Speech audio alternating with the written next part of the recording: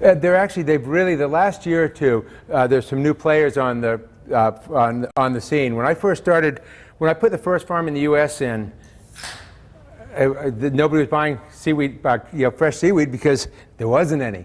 Now there's a bunch of farms, and so people are starting to step into it. My company is a possible buyer. My old company is a possible buyer. There's a new company, Sea Greens, around that's a possible buyer. So there are off-takers now, way more than there used to be. The salinity, I'm wondering if the freshwater lens could retard it a little bit. And so you might not want to be in a place with a huge freshwater lens. That's something we really have just run into.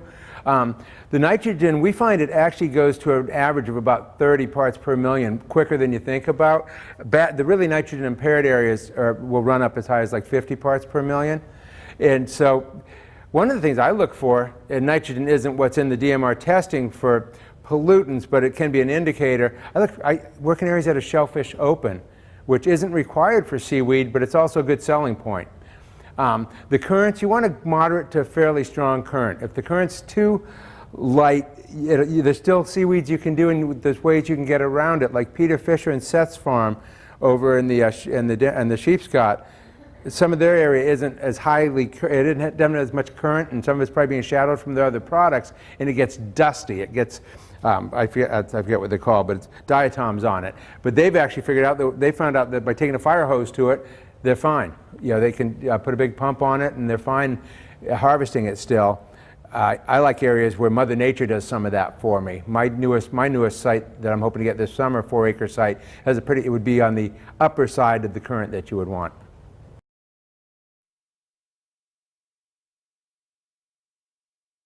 Well, that's the beauty of the farm seaweed with the predation, because you're keeping it up off the bottom. You're not getting any hitchhikers. What does happen is you'll get settlement and recruitment along your headline. Sea urchins, snails. They look like little periwinkles, but there's actually a kelp-eating snail. And what they'll do at their spat, well, it's free-floating phytoplankton, will settle on your lines. But the beauty of it is if you're putting your line in between August and November and hauling it out by the end of May, they're just getting started, and you'll see when the snails start eating their way down the stipes, and you want to get your product out real quick then, because once they get down on the blades. If the current's too low, or in some water areas, you'll have more other kinds of fouling. By the end of the seasons, you'll have bryozoans and several other things that will start growing on there, and site location can make a difference on how bad that fouling is or isn't. But all of the laminarias tend to get fouled as they spore out in the spring, and as the critters start growing on them. Alaria, which is the equivalent of wakame. Sugar kelp, which is the Saccharina latissima. And then what I call the ribbon kelp, or the skinny kelp. I call it skinny kelp. That's a variant of sugar kelp that they have just recently figured out is not the same genetic makeup. It was always assumed it was. But right now, the commercial seed available for all of those right now, and all the technology from the farm to the buyer is all right there and available. It would be, you'd want to, you could come to me and say, hey, I need some seed. I'm going to put this much in. And so you would contract with myself. Sarah Redmond is selling organic seed, I believe. And then I think my old company might be selling seed, but I'm not sure on that. And so right now there's 3 labs that I know of that have seed that they're selling. Well, it was originally it was 200 a spool, which was and the spools have 200 feet, and we brought it down now to $1 a spool. But what a lot of people will do is say you want to put some farms in, I might be willing to sell you the seed cheap, or even give you the cheap the seed cheap for a commitment of say 70% of your crop at a certain price or something. Yeah, and so there's a lot of room for latitude there, and I'm not trying to be wishy-washy on this. This is also brand new, that we haven't written any of this in stone yet. We're kind of making it up as we go, and so we've got to make it to where it works for everybody, because if it doesn't work for both sides, it's not worth doing. Right now, I'm telling people, for the sake of argument, just because the biggest buyer, Sea Greens, has seen a lot of variation in farms, once again, like I mentioned earlier, even in Casco Bay in a distance of 2 miles.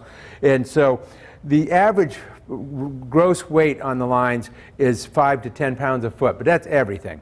the hold fast, the stipe. They're seeing yields of like 3 to 5 pounds a foot. I think it's going to be a little better than that for a lot of people as they get going, and also when you harvest it, how you harvest it, all that can make a difference. And so at 3 to 5 pounds a foot, let's just go with the difference, go with the 4. On a 400-foot line, that's $1,600, and it costs $500 to $800 to put that in. An LPA is the 400 feet. I actually helped John Lewis and Louise Churchill write the law on that, because when they first put in the LPAs, they didn't include seaweed because there were no seaweed farmers. And so I actually went in and we changed that. And so each LPA, and so you're allowed personally 4. And up to 12, like say with your wife and a child or with 2 friends, you're allowed to manage or tend. One person can tend up to 12.